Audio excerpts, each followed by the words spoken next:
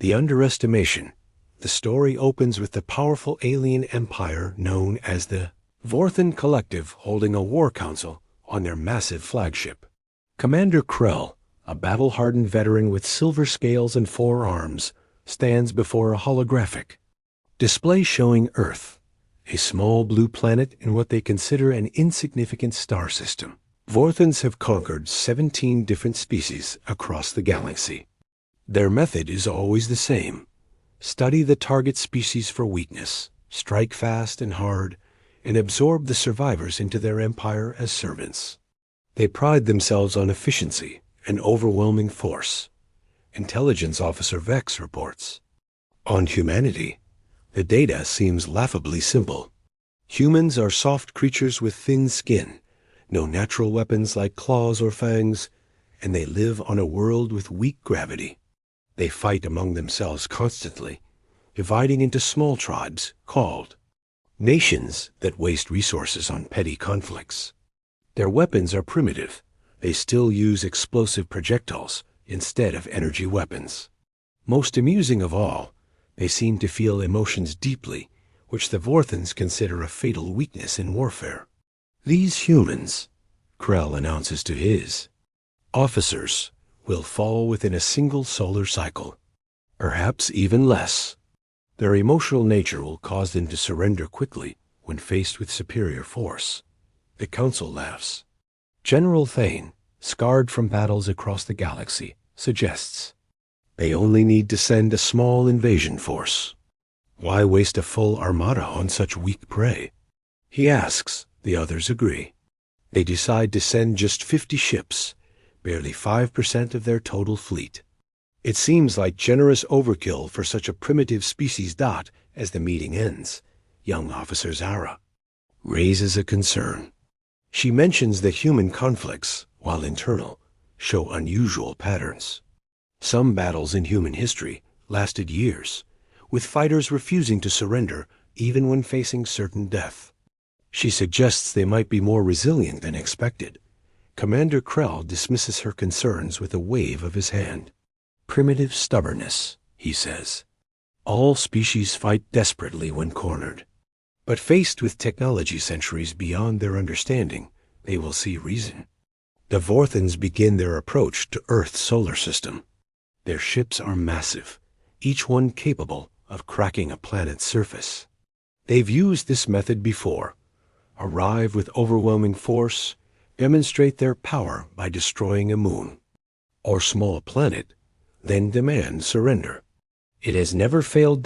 As they enter human space, they intercept Earth's communications. The humans have detected them, of course. Radio chatter fills the void between worlds. The Vorthans listen with amusement as human leaders try to make sense of the situation. Some call for diplomacy, others for immediate military response. The aliens see this as proof of human weakness. They cannot even agree on how to face a threat. But Officer Zara notices something odd in the transmissions. While the human leaders debate, something else is happening. Military units around the globe are moving without orders. Civilians are organizing. Supply lines are being established. It's as if the entire species is preparing for war without a single central command. Curious, she murmurs, but says nothing to her superiors. Commander Krell orders the fleet to take position around Earth. They will destroy one of the human space stations as a demonstration, then demand surrender. Simple, clean, effective. The humans will see their power and submit, just like all the others. As the Vorthan ships move into attack formation, they detect something unexpected. The humans are not cowering in their cities or fleeing to underground bunkers. Instead, every human military asset is moving toward the alien fleet. Ships that should be no match for Vorthan technology are climbing out of Earth's gravity, heading straight for the vastly superior force. They're going to fight, General Thane observes with surprise. Even against impossible odds. Krell nods approvingly. Good. We'll destroy them quickly and be done with it. At least they'll die with some honor. But as the first human ships approach weapons range, something happens that no Vorthan expected. The humans don't slow down. They don't attempt to establish communication. They don't even try to surrender when faced with weapons that could turn their ships to vapor. Instead, the humans attack. The first human ship to reach the Vorthan fleet is a small destroyer. It fires its primitive missiles at the flagship, scoring minor damage against the shields. The Vorthans barely notice. But then the ship does something unthinkable. It turns directly toward the massive alien vessel and accelerates. What are they doing? Krell demands. The answer comes seconds later as the human ship crashes into the Vorthan flagship, its nuclear reactor overloading on impact. The explosion barely scratches the alien vessel's hull, but it sends shockwaves through the Vorthan fleet for an entirely different reason. These humans, these supposedly weak and emotional creatures, had just deliberately sacrificed themselves for no tactical gain whatsoever. For the first time in his long military career, Commander Krell felt something he hadn't experienced in decades. Uncertainty. The battle that followed defied every principle of warfare the Vorthans understood. Within minutes of the first suicide attack, dozens more human ships were converging on the alien fleet. Each one fought with the same terrifying dedication. When their weapons failed, they used their ships as weapons. Commander Krell watched in growing alarm as his tactical display lit up with incoming contacts. The humans weren't just throwing ships at them randomly. There was method to their madness. Each suicide attack targeted specific systems, communication arrays, sensor clusters, weapon hardpoints. The humans were deliberately crippling the Vorthan fleet's ability to coordinate. "Sir?" Communications Officer Nexus reported, his voice tight with confusion. "We're losing contact with the outer ships. The humans are jamming our frequencies, but they're physically destroying our transmitters." General Thane studied the battle display with growing respect. "They're not just fighting," he said slowly. "They're learning. Look at the attack patterns. Each wave is more precise than the last." It was true. The first human ships had attacked blindly, doing minimal damage.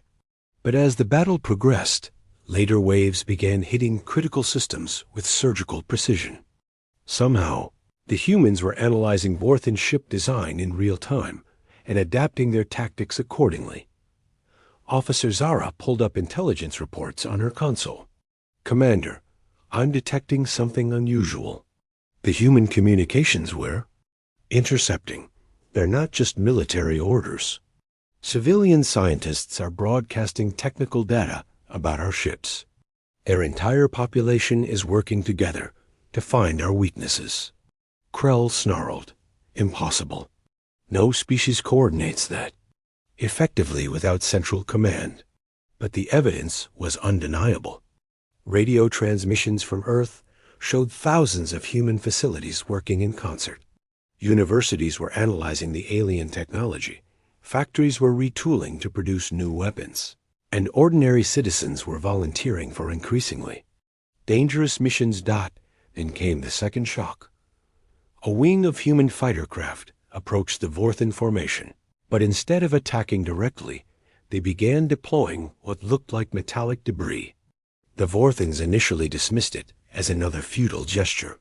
"Primitive mines," General Thane observed. "They posed no threat to our shields, but the mines weren't explosive." As the Vorthan ships passed through the debris field, the metal fragments began adhering to their hulls. Within moments, the advanced alien sensors started malfunctioning. "What is this substance?" Krell demanded. Science Officer Dex ran emergency scans. "It appears to be iron oxide. Common rust, but modified at the molecular level. It's interfering with our hull sensors and creating blind spots in our detection grid." The humans had turned one of the most basic substances in the universe into a weapon, while the Vorthans had been developing energy shields and gravitational manipulators. The humans had been perfecting the art of making things break down. Third shock came minutes later. Long-range sensors detected massive launches from Earth's surface. Not missiles, those the Vorthans could easily intercept. These were cargo vessels, civilian transports, even old satellites being hurled toward the battle zone. Each one carried human crew members. "They're sending more ships," Nexus reported. "Hundreds of them. But, sir, these aren't military vessels. They're using cargo haulers, passenger liners, even space tugs." Krell watched the approaching swarm with growing dread. Each ship was crewed by humans willing to die. Each one would fight until destroyed. The sheer number of contacts was overwhelming. His fleet's targeting systems, but the humans weren't just relying on numbers. As the civilian vessels approached, they began to transform. Cargo holds opened to reveal weapons that shouldn't have existed. Energy cannons built from salvaged Vorthan. Technology. Shields powered by jury-rigged human reactors. Armor plating welded over civilian hulls. How are they building these modifications so quickly? General Thane asked. Officer Zara had been monitoring human communications throughout the battle. "They're not building them, sir. They're improvising them. Each ship is being modified by its own crew during flight.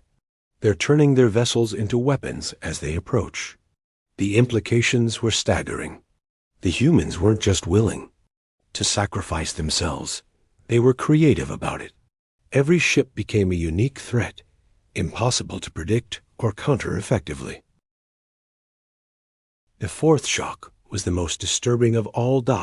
As the battle raged, the Vorthans began to notice something wrong with their own forces. Ships that should have been fighting at peak efficiency were making mistakes. Weapons that should have fired were hesitating. Crews that should have been focused on victory were distracted. "Commander," General Thane said quietly, "our forces are being affected by something. Morale is dropping across the fleet." Krell understood immediately. The Vorthans had conquered through overwhelming force and quick victory. They had never faced an enemy that fought with such desperate courage. Watching humans sacrifice themselves without hesitation was having an unexpected effect on the alien crews. Vorthans were beginning to doubt themselves.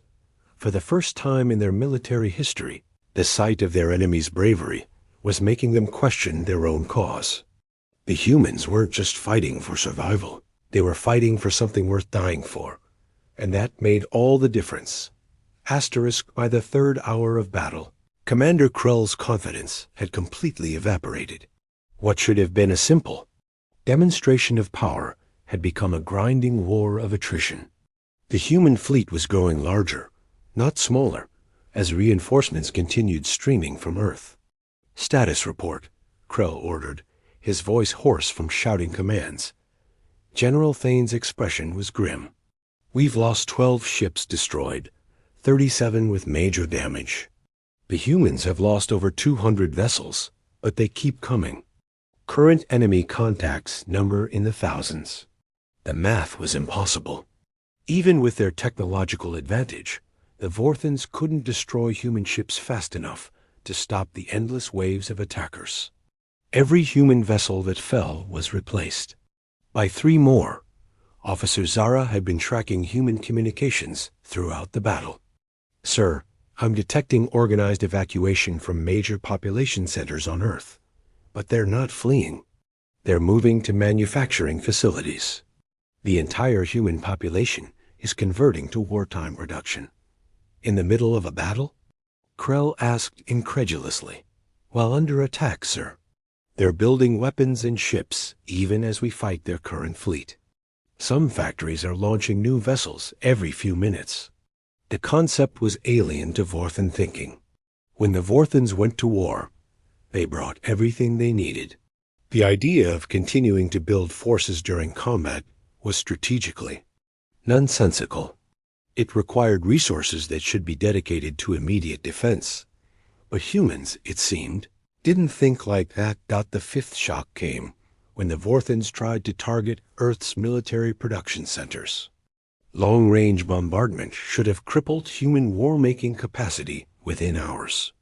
Instead, the orbital strikes revealed something that made even veteran officers stare in disbelief. The factories, Science Officer Dex reported, his voice filled with awe. They're underground, all of them. The surface installations are decoys. The humans had been preparing for this war for generations without even knowing it. Every major industrial facility had deep bunkers, redundant power systems, and hidden supply networks. What looked like civilian infrastructure was actually a distributed war machine that could continue operating even under direct attack. How long have they been building this? General Thane wondered aloud. Officer Zara had been studying human history files.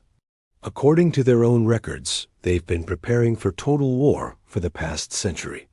Every major conflict taught them new lessons about survival and production. They call it learning from history. But the humans weren't just defending. They were adapting their attacks with terrifying speed. Ships that had been launching crude missiles were now firing energy weapons clearly built from salvaged Vorthen technology. Fighters that should have been helpless against alien shields were somehow penetrating defensive screens. The sixth shock explained how. Commander, Communications Officer Nexus called out, the humans are broadcasting our own technical specifications back to us. They're not just reverse engineering our technology. They're improving it. A human voice crackled over the communication channel, speaking in broken but understandable Vorthen. Attention, alien ships. Your shield frequency is 447.2 terahertz. Recommend immediate adjustment. Your plasma weapons operate at 73% efficiency. This is wasteful. We have made improvements. The transmission was followed by technical schematics showing enhanced versions of Vorthen weapon systems. The humans were literally sharing improvements to alien technology with their enemies. General Thane looked puzzled. Why would they help? Improve our weapons? The answer came from an unexpected source. A human transmission directed specifically at the Vorthen flagship contained a simple message. We do not fear your technology. We fear only that you will not give us a proper fight. The seventh shock was the most disturbing yet. As the battle entered its fourth hour, something unprecedented happened. A group of human ships approached the Vorthen fleet under a flag of truce. Instead of attacking, they requested permission to board the alien vessels. It's a trap, General Thane warned. But the humans had come to talk. A small shuttle docked with the flagship, and 3 humans in simple spacesuits walked onto the bridge. They were obviously civilians, no military bearing, no weapons, no armor. Just ordinary people who had somehow convinced their military to let them risk their lives for a conversation. The lead human, a middle-aged woman with graying hair, spoke directly to Commander Krell. We've been monitoring your communications. You seem confused by our tactics. Your species fights without logic, Krell replied. You sacrifice valuable resources for no strategic gain. The woman smiled sadly. You're right. We're not fighting for strategic gain. We're fighting for the right to continue existing as ourselves. That's worth any sacrifice. Your losses are unsustainable, General Thane pointed out. You cannot continue this battle indefinitely. You're wrong, the second human said quietly. We've been fighting wars like this for thousands of years. Against ourselves, against nature, against impossible odds. We don't know how to quit. The third human, barely out of his teens, stepped forward. We studied your empire. You conquer through overwhelming force and quick victory. You've never faced an enemy that gets stronger the longer you fight them. Commander Krell felt a chill run down his spine. What do you mean? Every ship you destroy teaches us something new. Every weapon you fire is analyzed and improved. Every hour this battle continues, we become more dangerous. The young human's eyes were bright, with an emotion Krell couldn't identify. You came here expecting to fight primitives. Instead, you're creating the greatest military challenge our species has ever faced. And we're grateful for it, the woman added. We've been preparing for this moment for generations. The moment when humanity would have to fight for its survival against impossible odds. She paused, looking directly at Krell. This is what humans do best. We don't just fight wars, we become wars. The humans returned to their shuttle, leaving the Vorthans to contemplate a terrifying new reality. They hadn't just failed to conquer humanity. They had unleashed something that had been waiting for centuries for the right opponent got, and now it was too late to stop. Asterisk, the eighth shock came 12 hours into the battle, when the Vorthans realized they were no longer fighting the same enemy they had started with. Sir, Officer Zara reported, her voice trembling. Long-range sensors are detecting massive activity throughout the human solar system. They're not just building ships anymore. They're building ... everything. The tactical display showed a solar system transformed. Asteroid mining operations that had been dormant for years were now active, feeding raw materials to construction facilities. Space stations were being assembled at impossible speeds. Even the planet's moon was being carved up for resources. In less than half a day, Science Officer Dex said in amazement, they've converted their entire star system into a military-industrial complex. But that wasn't the worst part. The worst part was what they were building. General Thane studied the sensor readings with growing horror. These ships, they're not using human designs anymore. They're using our technology, but modified in ways we never imagined. The new human vessels were hybrids, Vorthan engineering combined with human innovation. They were faster, more maneuverable, and deadlier than anything either species had built alone. Worst of all, they were being produced in massive numbers. How many? Commander Krell asked. Asterisk, current estimate is 10,000 new vessels under construction. Completion time varies, but they're launching approximately one ship every 30 seconds. The numbers were staggering. In the time it took the Vorthans to destroy one human ship, 3 new ones were being completed. The humans weren't just replacing their losses. They were exponentially expanding their fleet. The 9th shock came when the Vorthans tried to call for reinforcements. Sir, Communications Officer Nexus reported, we're unable to establish contact with the home fleet. All long-range communications are being jammed. Impossible, Krell snapped. Our communication technology is centuries ahead of theirs. Not anymore, sir. They've somehow enhanced their jamming systems using our own technology. They're not just blocking our signals. They're analyzing them and learning our communication protocols. The humans had effectively cut off the Vorthan expedition from their empire. 50 ships that should have been able to call for help were now stranded in enemy territory, facing an opponent that grew stronger every hour. But the humans weren't content with just cutting off communications. They were actively hunting down Vorthan reinforcements. Sir, Officer Zara's voice was barely a whisper. We're detecting human ships in other star systems. They're not just defending Earth anymore. They're actively seeking out our forces. The tactical display showed impossible readings. Human vessels were appearing in Vorthan space, attacking supply lines and communication relays. Ships that had been on Earth just hours ago were now operating hundreds of light years away. How are they traveling so fast? General Thane demanded. Science Officer Dex ran emergency calculations. They're not traveling, sir. They're building. Each system they enter, they immediately begin constructing new vessels using local resources. They're not transporting a fleet. They're growing one. The 10th shock was the most terrifying of all. A new type of human vessel appeared on the sensors. Massive, crude, and clearly built for a single purpose. It was heading straight for the Vorthan flagship, accelerating far beyond what its structure should have been able to handle. Collision. Course, General Thane reported. But sir, that ship is enormous. If it hits us ... Destroy it, Krell ordered. The Vorthan weapons fired, tearing into the approaching vessel. Hull plating vaporized, systems exploded, and the ship began to break apart. But it didn't stop. Even as it disintegrated, the wreckage continued toward the flagship. What are they doing? Krell whispered. The answer came from Officer Zara, who had been monitoring human communications. It's not a ship, sir. It's a delivery system. They're not trying to ram us.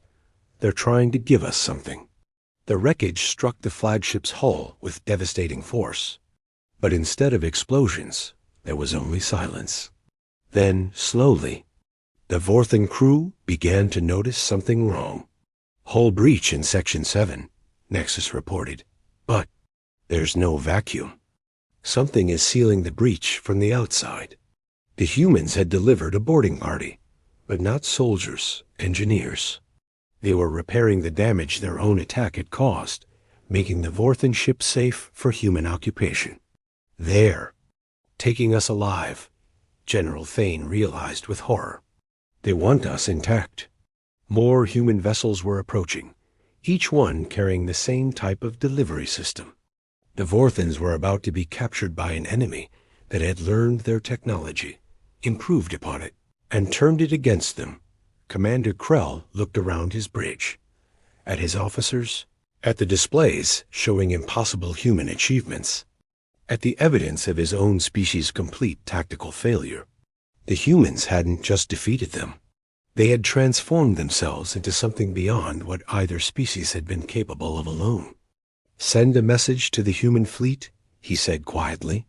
We surrender. Sir? General Thane looked shocked. We surrender, Krell repeated, and we request to speak with their leaders.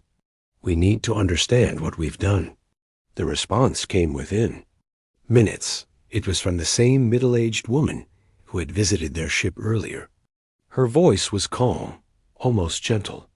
Commander Krell, we accept your surrender, but we need you to understand something. This war isn't over. It's just beginning. You've taught us things about ourselves that we never knew. You've shown us what we're capable of when we're truly threatened. She paused, and when she spoke again, her voice carried a weight that made even the veteran alien commander shiver. You came here to conquer us. Instead, you've given us the greatest gift possible. You've shown us that we're not alone in the universe. And now that we know we're not alone, we can never go back to the way things were.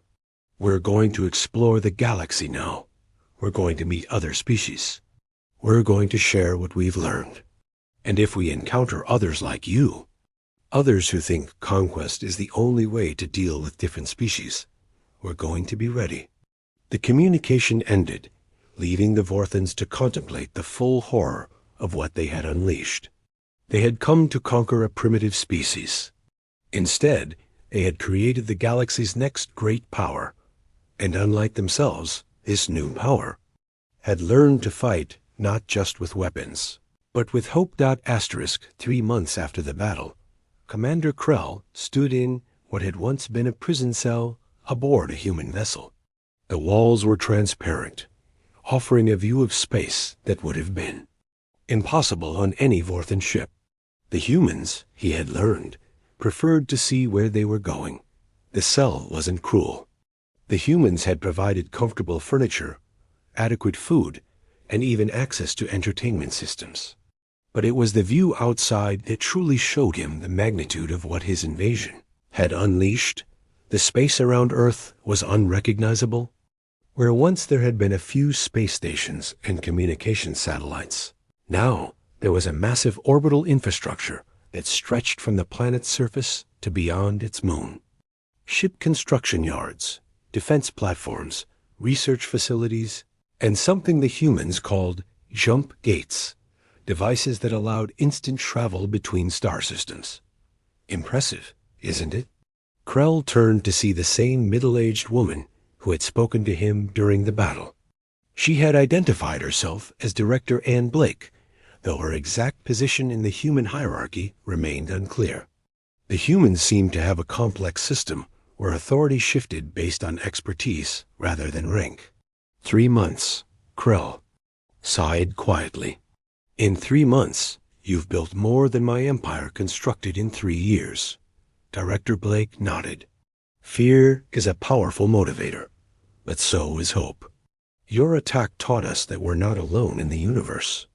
That knowledge changed everything. She gestured to the viewport, where human ships were departing for distant stars. We've made contact with 6 other species so far. Most of them were conquered by your empire centuries ago. They're grateful for our arrival. Krell felt a chill. What have you done? We've done what humans do best, Blake replied.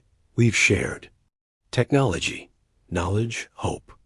The species your empire conquered are learning that they don't have to stay conquered. The implications were staggering. The Vorthan Empire had controlled dozens of species across hundreds of star systems. If the humans were truly liberating those worlds... Your empire is collapsing, Blake continued, as if reading his thoughts. Not through conquest, but through choice. When people learn they have options, they tend to choose freedom. Through the viewport, Krell could see human ships returning from their missions. But they weren't alone. Each vessel was accompanied by ships of different designs, the liberated species, now allies in humanity's growing coalition. We call it the Commonwealth, Blake explained. Every species that joins does so voluntarily. We share technology, resources, and knowledge. No one rules over anyone else. That's impossible, Krell protested. Different species can't cooperate effectively. There are too many variables, too many conflicts of interest. Blake smiled sadly.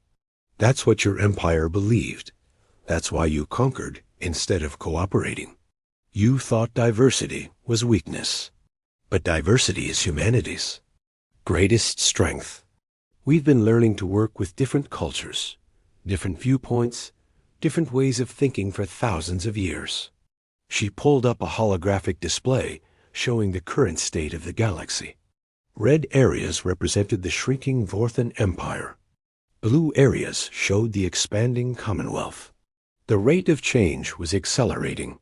Your own people are joining us, Blake said gently. Not through conquest, but through choice.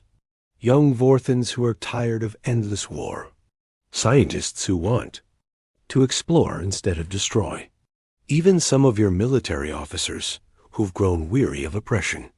Officer Zara entered the room, but she was no longer wearing a Vorthan uniform. Instead, she wore the simple blue and white of the Commonwealth fleet. Commander, she said formally, then looked at Blake. The council is ready for him. Blake nodded. Commander Krell, you have a choice to make. You can remain here as a prisoner, or you can join the Commonwealth. Help us understand your empire's technology and tactics. Help us find peaceful solutions to conflicts. Why? Krell asked. Why offer me this choice? I led an invasion against your world. Because, Blake said simply, that's what we do. We believe that everyone deserves a chance to choose their own path. Even former enemies. Krell looked at Officer Zara. You chose to join them. I chose to help build something better, Zara replied. The Commonwealth isn't perfect, but it's trying to be. The Empire never even tried. Blake activated another display, showing construction projects throughout Commonwealth space. We're building hospitals, schools, research facilities. We're sharing medical technology that could extend life for every species in the galaxy. We're working on environmental restoration for worlds damaged by war. And we're preparing, she added, her tone growing serious. There are other empires out there. Other species that believe conquest is the only way. When we meet them, we'll be ready. But we'll try diplomacy first. Krell studied the displays, seeing the evidence of human achievement. In 3 months, they had built the foundation of a galactic civilization based on cooperation rather than domination. It was everything the Vorthan Empire could have been, but had chosen not to be. What happened to my other officers? He asked. General Thane is working with our military strategists, helping design defense systems for newly liberated worlds. Science Officer Dex is part of a research team developing new technologies. Communications Officer Nexus is helping establish diplomatic protocols with species we haven't met yet. And if I refuse? Blake's expression remained kind but firm. Then you'll remain here, comfortable but isolated, while the galaxy changes around you. But Commander, I hope you'll reconsider. The universe is vast, and there's so much we could learn from each other. Krell looked out at the stars, at the ships carrying hope and freedom to distant worlds. The Vorthan Empire had conquered through fear and force. But the humans had discovered something far more powerful, the ability to inspire others to choose to be part of something greater than themselves. For the first time in his life, Commander Krell understood what it meant to have hope for the future. I'll join, he said quietly. But I have one condition. What's that? I want to help you prepare for what's coming. There are worse empires than mine out there. Much worse. If you're going to survive, you'll need to understand them. Blake smiled. Welcome to the Commonwealth, Commander. Let's get to work. As the human ship jumped to hyperspace, carrying its unlikely crew toward a new star system in need of liberation, Krell realized that the humans had done something no empire in galactic history had ever accomplished. They had turned their greatest enemy into their greatest ally, and they had done it not through conquest, but through the simple act of offering hope. The galaxy would never be the same. Asterisk,